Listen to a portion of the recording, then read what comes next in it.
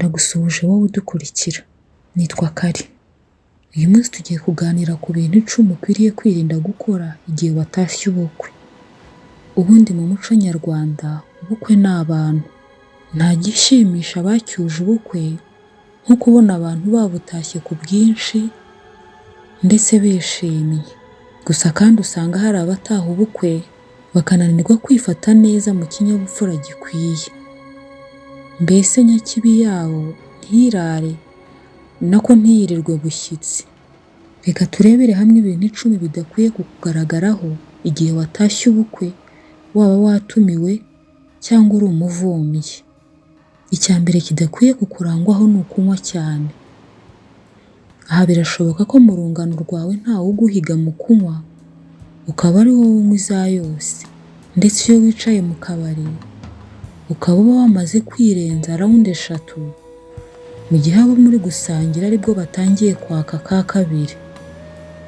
Niba rero wumva uba aribwo bugabo, nyabuna ubwo bugabo bwawe uzawusige mu rugo, udavuga iwanyu nuramuka utashye ubukwe. Nta muntu mu bukwe bw'abandi wifuza kumenya ko uri icyatwa mu kunywa agasembuye.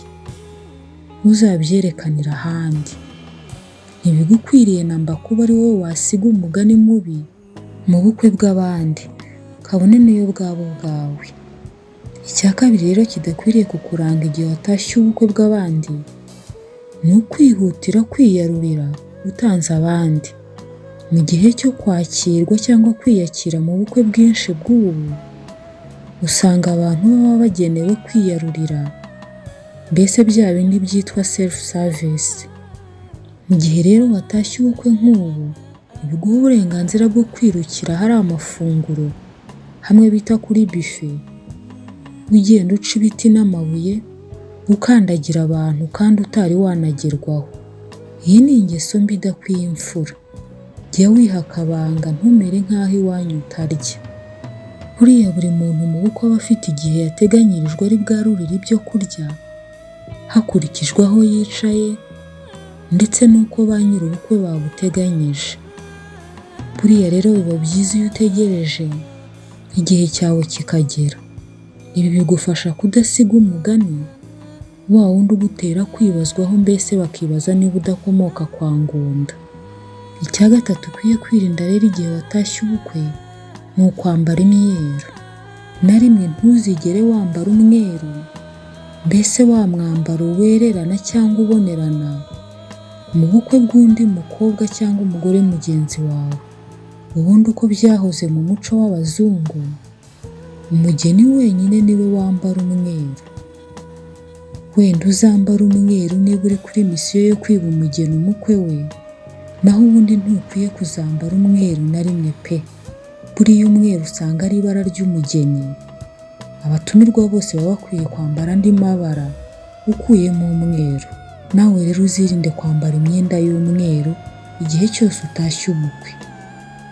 Icya kane ukwiye kwirinda igihe cyose utashye ubukwe, ni ukugenda ugaruka wiyarurira ahari amafunguro. Buriya rero ni agaterasoni kubona umuntu ukuze, yaba umugabo cyangwa umugore, akora bene ibi bintu. Nutaha ubukwe, ujye umenya ko atari wowe mutumirwa cyangwa umuvumbyi ukeneye kurya wenyine. Ukwiye kuzirikana ko abatashye ubukwe bose baba bakeneye kurya. Bityo rero ukwiye kugabanya ingendo zijya n'iziva ahari amafunguro. Reka kwisebya no kwikoza isoni kandi ukuze. Bigaragara nabi cyane. Ujye umenya ko udataha ubukwe ugiye kuhafatira ifunguro rya mu gitondo, irya saa sita na nimugoroba, cyangwa ko utagiye kuharira ibyo utigeze urya mu buzima bwawe ngo uhage. Kuko buriya ni hahandi n'uwakwegurira igikoni cy'ubukwe byose n'ibyatekewemo. Ukwiye kumenya ko inda yawe itagira isoni, ari bashimira mwirire, kandi ko nubwo inzara ishira, igihemu cyo kitigera na rimwe gishira. Buriya kwarura rimwe mu bukwe birahagije. Ukomeza gusubirayo ujya kwiyongera, ntabwo aba ari byiza. Icya gatanu ukwiye kwirinda kandi igihe watashye ubukwe, ni ukwambara neza cyane ugakabya. Buriya ntukwiye kwambara neza cyane ngo ukabye, Igihe cyose watashye ubukwe bw'abandi, ntugafatirwe aha rwose. Ikindi ariko ntukambare imyenda ubusanzwe wajyana mu kabyiniro, ku mucanga cyangwa se kureba umupira. Ubusanzwe nta bindi birori byiza biruta ubukwe, niko njya numva bavuga. Bityo rero burya ukwiye kwambara neza bikwiye umuntu wiha agaciro, ariko udakabije cyane nanone. Icya gatandatu ukwiye kwirinda igihe cyose watashye ubukwe, ni ugufata amafoto adashira. Nshuti yanjye, burya ushobora kwicara mu cyicaro wageneye ugakurikira ubwo bukwe, ugakurikira uko bugenda. Buriya uba ukwiriye gukurikirana ibibera mu bukwe witonze, ariko atari ukubangamira ababutashye uhaguruka wicara ngo urafata amafoto. Ntabwo gufotora biba ari akazi kawe, igihe cyose atari wowe photographe cyangwa se gafotozi muri ubwo bukwe. Ababiri bakoze ubukwe mu byo bapangira, harimo n'amafaranga ya gafotozi w'ubukwe bwabo. Niba rero wumva ushaka gufata amafoto, jya utegereza ubikore mu gihe cyo kwakira abashyitsi, reception, bitari mu rusengero kwa padiri, kwa pasitoro cyangwa shehe basezeranya abageni. Burya hari ubwo wica amafoto y'abandi mu gihe wibonekeza witanguranwa ujya gufotora, nyamara wenda unafotoza telefone abandi bafata nk'akarasharami. Uhita uratira smartphone yawe nayo y'inshinwa, ndetse n'iyo y'Abanyamerika kandi. Ikindi ni ukwitondera selfie zawe zisakuza za buri kanya mu ubukwe bw'abandi.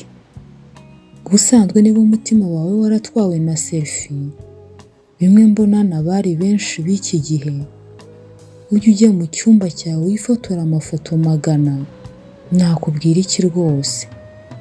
Cyangwa se izo selfie uzazifotoreze mu bukwe bwawe, ndumva ntacyo byatwara abandi. Niba atari wowe wahawe akazi ko gufotora mu bukwe, genza gake, geza aho wagejeje mu bukwe buheruka. Ikindi ukwiye kwirinda guhagarara mu mwanya w'imbere, hamwe agafotozi wishyuriwe gufata amafoto y'uko aba ahagaze. Urimo wica amafoto meza, abana b'abandi ba nyir'ubukwe batangiye amafaranga yabo, ndetse bibahenze, bagira ngo bazasigarane urwibutso rw'ibirori by'ubukwe bwabo mu mafoto yafashe kinyamwuga. Iki kintu ujye ucyitondera rwose ubutaha.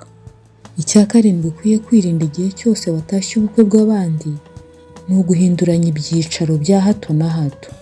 Ubusanzwe abantu bamaze igihe kirekire batakaza ingufu zabo ndetse n'amafaranga bagerageza gupanga neza ubukwe, bapanga uko ibyicaro bizaba biteye mu bukwe, babutaka neza mu mitako ibereye ijisho, ndavuga decoration. Iyo rero wicaye aha, mu kanya ukicara hariya, mu gacu gato ukabusimbukiye hakurya, bidatinze ukabugarutse aho, nyabuna amenya ko uri kwicira abandi, ndetse kuri kuzambya ibirori byatumye benshi batari wowe bigomwa ibitotsi byabo kugira ngo bizagende neza. Icara aho weretse utuze. Niba hari abo wumva wakabaye wicaye wegeranye nabo, ihangane nyine ntibyabaye uko ubyifuza, n'ubundi ubukwe si ubwawe. Ikindi kandi buriya aho kuzambiriza abantu uhaguruka wicara ujya hariya, kuki utatuza ugategereza ko ubukwe burangira, ko n'ubundi si bitari burangirane n'ubwo bukwe, haba hari n'ibindi birori bizaba nyuma yabwo.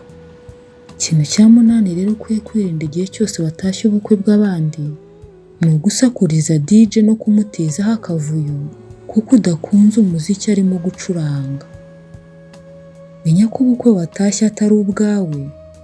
Ukwiye kumenya rero ko uri umushyitsi mu bukwe bw'abandi watumiwemo cyangwa wizanyemo kuvumba. Uriya DJ uri gucuranga indirimbo mu bukwe aba arimo acuranga iziri ku rutonde yahawe. Niba ari abasirimu bakaba baributse kubikora mbere y'igihe. Niba kandi wenda DJ atari gucuranga izo yahawe na ba nyir'ubukwe, ni akazi ke. Kuki se atari wowe bahaye umurimo wo gucuranga indirimbo muri ubwo bukwe? Niba indirimbo ziri gucurangwa muri ubwo bukwe zitagushimishije, cyangwa se wenda zitajyanye n'ubukwe, dore ko bamwe mu ba DJ bajya babikora, cyane cyane iwacu mu giturage. Wowe icyo wakora si ukujya kwiyerekana no guterana amagambo na DJ uwo. Burya ahubwo icyo wakora ni ukwandikira ubutumwa bugufi kuri telefone umuhuzabikorwa, korodinateri w'ubukwe, cyangwa se umusangiza w'amagambo uyoboye ibirori, ndavuga MC, ukabimubwira mu kinyabupfura. Burya nabo bakumva ko impungenge zawe zifite ishingiro, bakabibwira DJ. Ariko udateye ubupfura bwawe kwibazwaho no gukemangwa kubera guterana amagambo na DJ, usakuza ngo ari gucuranga indirimbo zitakunyuze. Icya cyenda kandi ukwiye kwirinda igihe cyose watashye ubukwe, ni ukuganira n'inshuti zawe mu buryo buteje ikibazo. Igihe cyose niba uri mu birori by'ubukwe, ntuba ukwiye gushyira telefone yawe mu buryo isoni igasakuza, ku buryo igihe cyose uhamagawe cyangwa woherejwe ubutumwa bugufi, cyane cyane ubwo ku mbuga nkoranyambaga nka WhatsApp na Facebook Messenger, bwose bwumvikana mu bandi. Ibyo rwose bigaragaza kutiyubaha, kutubaha abandi no kudaha agaciro aho uri, kandi burya usanga ari wowe bitesha agaciro mu by'ukuri. Burya kuganira n'inshuti zawe zaba iziri aho mu bukwe cyangwa kuri telefone yawe, si ibyo wakabaye ukorera mu bukwe bw'abandi. Mu gihe cyo kwiyakira, haba hari umwanya uhagije wo kuganira n'inshuti mutaherukanaga. Icyo ni cyo gihe mwabikorera mukisanzura rwose. Ese ubundi kuki utazisura cyangwa se ngo zigusure mbere ya hose, mutarinze kuzambya ubukwe bw'abandi, ngo muraganira muterana n'inzenya zitampaye 12. Mu bukwe cyane cyane mu muhango wo gusaba no gukwa, ndetse no gushyingirwa mu rusengero, ni nko mu nzu y'Imana. Aha ndavuga kuba yemera bakanayubaha. Nawe rero buriya uba ukwiriye kurinda akarimi kawe ndetse n'akarenge ngo hato bitagucumuza, bikaba byagutesha isaro, bikakwambika umwambaro udakwiye ndetse utabereye umuntu nkawe. Icya 10 rero ukwiye kwirinda igihe cyose watashye ubukwe, ni ukugera mu bukwe wakererewe. Burya kugerera mu birori by'ubukwe igihe ni ingenzi cyane. Ntukwiye rero gutekereza ko abantu bose bagendera ku masaha y'Abanyafurika nkawe. Hari abantu bazi agaciro k'igihe, bagiha agaciro nk'ako baha amafaranga.